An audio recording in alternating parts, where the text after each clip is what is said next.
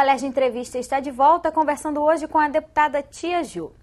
Deputada, no bloco anterior, a gente falou sobre os riscos que as crianças e os adolescentes estão expostos, e um desses riscos é a questão do uso do gás de buzina. Eu queria que a senhora falasse um pouco sobre esse assunto, que riscos efetivamente essas crianças correm e de que maneira esse projeto visa inibir esse consumo, até a comercialização desse gás.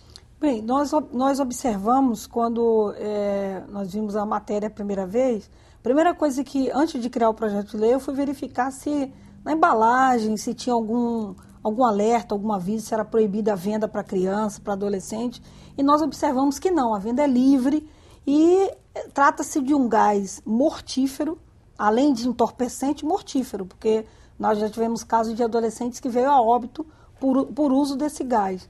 E pelo fato da venda ser livre, qualquer criança, qualquer adolescente poderia, com dinheirinho, ir lá e comprar, né, ter acesso a esse gás venenoso. Por isso veio a ideia da criação desse projeto de lei, proibindo principalmente a venda desse produto para crianças e adolescentes.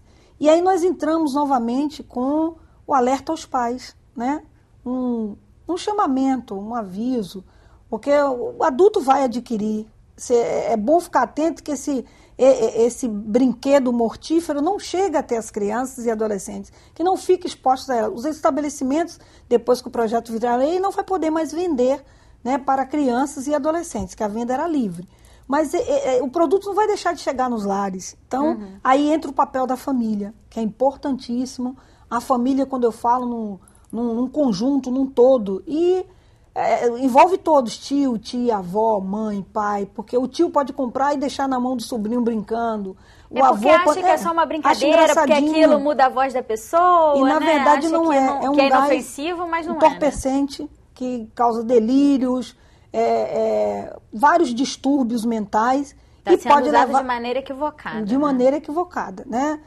O criador dessa buzina, desse brinquedo, não pensou que poderia se tornar uma arma mortífera, principalmente para criança e adolescente que acaba fazendo uso, né? Algum colega usou e aí indica para ele vai usar como entorpecente, né? E pode vir levar ao óbito. Então, a família também tem um papel importantíssimo de se comprar, usar, não é brinquedo, como muita coisa que a gente tem na nossa casa, que o filho vai não, isso não é para criança, isso aí não é brinquedo para criança. É um brinquedo de adulto, não é para criança. E depois sumir com isso para que a criança não tenha acesso a esse gás mortífero e a gente não ter que lamentar como a morte de 2 adolescentes. Isso é o caso que nós ficamos sabendo, né?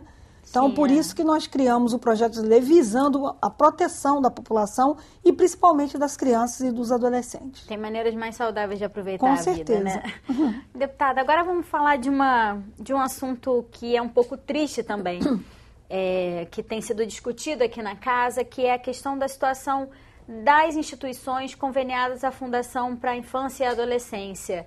Essas instituições atendem crianças tanto com deficiência, quanto vítimas de violência, uma série de casos difíceis, que é preciso investimento, e essas instituições estão tendo dificuldades de receber recursos do Estado, e isso está sendo discutido amplamente na comissão, né? Com certeza. As instituições, muitas delas, a sua maioria, todas, melhor dizendo, já não recebe repasses do governo desde janeiro. E algumas delas não recebem desde outubro, o que dificulta, porque são instituições não governamentais, sem fins lucrativos e que não tem como se manter, subsistir.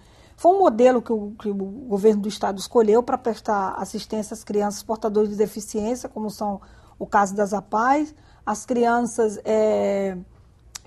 em vulnerabilidade, vítimas, né? As crianças vítimas de abuso e de maus tratos, e também as crianças em situação de risco, ou seja, são serviços essenciais que nunca podem ser paralisados e que estão ameaçados de paralisação não por irresponsabilidade das instituições, mas por falta de repasses do governo, o que deixa a gente muito preocupado, porque Na Constituição Federal, a criança ela está bem tipificada, tanto na Constituição como no Estatuto da Criança e do Adolescente. A criança é prioridade.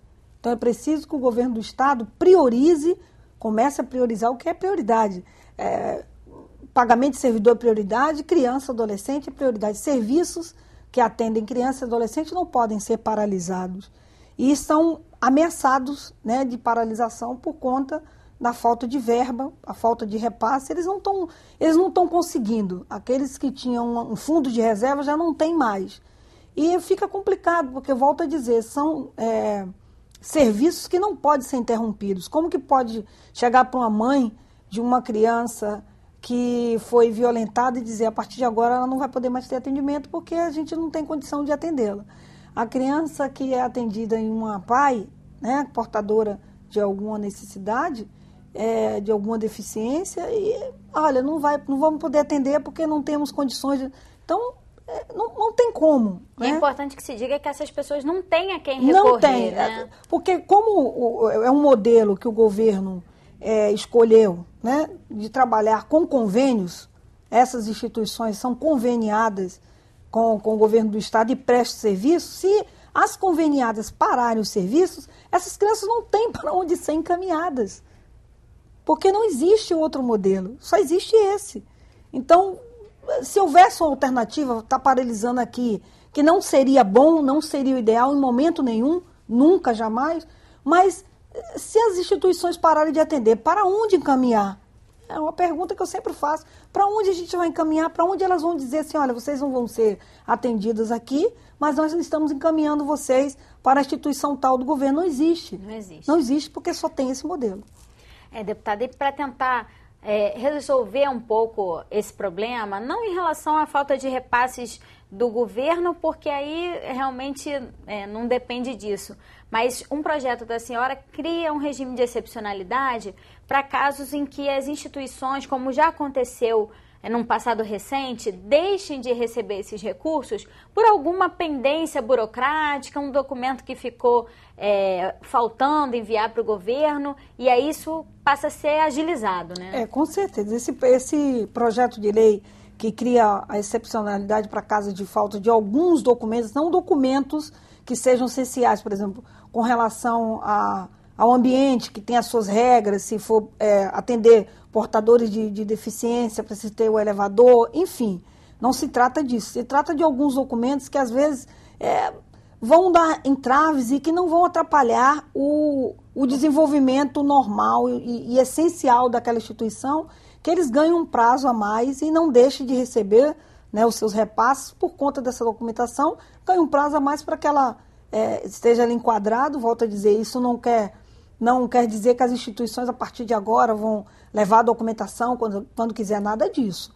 Tem que seguir, né, à risca ali o que está no edital, o que manda o edital, mas caso não dê tempo, por um ou outro, elas ganharem essa excepcionalidade e poder ter um prazo a mais. Só para não interromper o funcionamento das atividades. Para não interromper. É um projeto em conjunto com outros deputados, como o deputado Márcio Pacheco, Marta Rocha, Ana Paula Rechuan, Chiquinho da Mangueira, Tio Carlos. Nós nos unimos para criar essa excepcionalidade, para facilitar também para as instituições, caso haja esse entrave, não acontecer delas não terem o repasse e correr o risco de paralisar serviços, que é o que a gente não quer. Inclusive, recentemente, essas instituições estiveram aqui na casa, até determinaram um dia em que elas parariam de funcionar por falta dos recursos, né?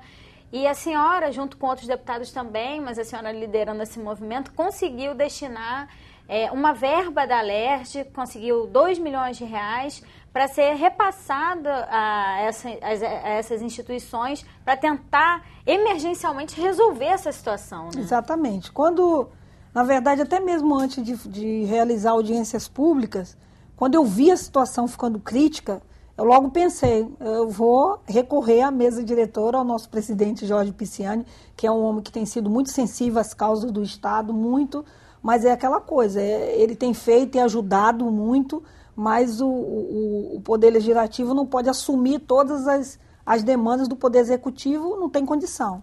Mas aí eu gerei um ofício, né, e solicitando um recurso do fundo da Alerj para emergencialmente socorrer essas instituições, porque realmente, se elas não tiverem nenhum repasse, de imediato fica insustentável elas estarem funcionando. E aí eu fiz o ofício, a mesa diretora, claro, foi submetida à mesa diretora, todos os deputados da mesa diretora foram a favor, e o presidente Jorge Pisciani liberou 2 milhões do recurso da Assembleia para a FIA, que será repassado, o ofício foi bem claro, para repassar para as instituições que prestam serviço de atendimento às crianças e adolescentes. Emergencialmente, vai aí suprir a necessidade, uma parte do pagamento que não foi repassado em janeiro pelo governo do estado, né? Mas vai tirar daquele sufoco emergencial e a gente espera que logo o governo retome essa responsabilidade e possa estar cumprindo, né, com os pagamentos para as instituições e que as nossas crianças e adolescentes continuem tendo o atendimento que merece e que a lei preconiza, né? Porque, inclusive, esse repasse foi feito junto com outros repasses também pedidos pelos deputados para a área de segurança, para a área da saúde. O Hemorrio, por exemplo, recebeu, e outras instituições. A Secretaria de Direitos Humanos também, o Rio Sem Homofobia. Rio Sem Homofobia. Programas que estavam paralisados ou em risco de serem paralisados por falta de verbas. E o Estado vive uma crise financeira muito séria. E eu queria saber da senhora se existe uma expectativa em relação a quanto tempo esses recursos devem manter essas instituições funcionando, qual é o prazo para que a verba do governo volte a suportar essas instituições. Bem, nós já temos oficiado, a última audiência que eu fiz, eu deixei até já firmado que teria outra audiência para falar sobre os modelos que funcionam de políticas públicas para as crianças. Ainda não fui respondida, porque a gente quer saber exatamente qual a solução, uma perspectiva de resolver esse problema. A verba, respondendo a sua pergunta, que foi adquirida do fundo da Assembleia Legislativa, vai atender superficialmente, no caso das instituições conveniadas à FIA, só consegue cobrir as partes da despesa de janeiro. Ou seja, é pouco, né? E a gente ainda não tem resposta do Executivo de quando isso voltará a se normalizar. Uma boa notícia é que a verba que foi destinada para esse ano, a verba orçamentária para a FIA de 24 milhões, já foi descontingenciada. Isso já dá direito à celebração de contratos, de convênios, melhor dizendo. Então, as instituições já podem celebrar os convênios, mas é preciso garantir que essa verba orçamentária chegue em espécie, dinheiro, para que as instituições recebam os seus pagamentos, os seus repasses, né, trimestrais, e possam aí honrar os seus compromissos e continuar prestando serviço à sociedade, um serviço que, se parasse, vamos torcer para que não, traria um impacto para a sociedade muito ruim. A comissão vai continuar acompanhando, né? Com certeza, de perto. Deputada, infelizmente nosso programa está acabando. Queria agradecer a sua presença. Muito obrigada. E para rever esse ou outro programa da TV Alerj, acesse www.alerj.rj.gov.br. O Alerj Entrevista fica por aqui. Até a próxima.